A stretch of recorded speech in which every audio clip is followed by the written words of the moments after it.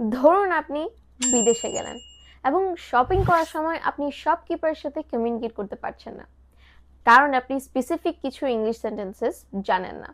তো এই প্রবলেমটাই আজকে আমি সলভ করে দিব। হ্যালো এভরিওয়ান, আসসালামু আলাইকুম। গাইজ, আমরা অনেকেই তো এখন বিদেশে ঘুরতে যাচ্ছি, আর বিদেশে ঘুরতে যাওয়ার সময় one of the main things আর to go shopping.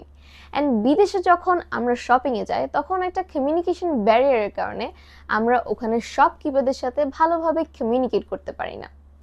Well guys, কিছু স্পেসিফিক সেন্টেন্সেস জানা থাকলে আমরা কিন্তু খুব সহজেই তাদের সাথে কমিউনিকেট করতে পারি।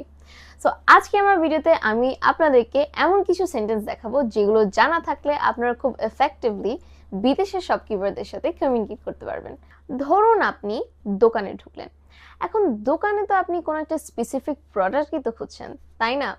তাহলে আপনি দোকানদারকে কি বলবেন? Hello, do you have this? আপনার কাছে কি এই পণ্যটা আছে? এই ড্যাশের জায়গায় আপনি অ্যাকচুয়ালি যে প্রোডাক্টটা খুঁজছেন সেটার নামটা বসিয়ে দিবেন। For example, hello, do you have this shampoo? আপনাদের কাছে কি এই শ্যাম্পুটা আছে? আর একটু স্পেসিফিক ভাবে বলতে চাইলে আমরা বলতে পারি, I am looking for this shampoo or I am looking for this soap. অর্থাৎ আমি এই শ্যাম্পুটা খুঁজছি অথবা আমি এই সাবানটা খুঁজছি। এবার আপনি প্রোডাক্টটা পেলেন, তাহলে তখন দাম জিজ্ঞেস করতে হবে। তাহলে এটা কিভাবে জিজ্ঞেস করবেন?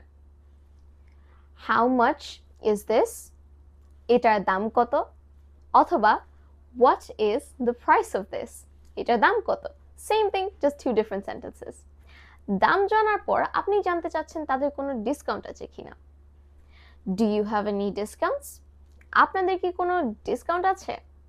ধরুন আপনি কোনো জুতা বা জামা কিনছেন যেটা সাইজ আপনার সাথে মিলছে না অথবা কালারটা আপনার পছন্দ হচ্ছে না, তাহলে সাইজ না মিললে আপনি কি বলবেন? Do you have this in a different size? এটা কি অন্য কোনো সাইজে আছে? আবার কালার পছন্দ না হলে, do you have this in a different colour? এটা কি অন্য কোনো কালারে আছে?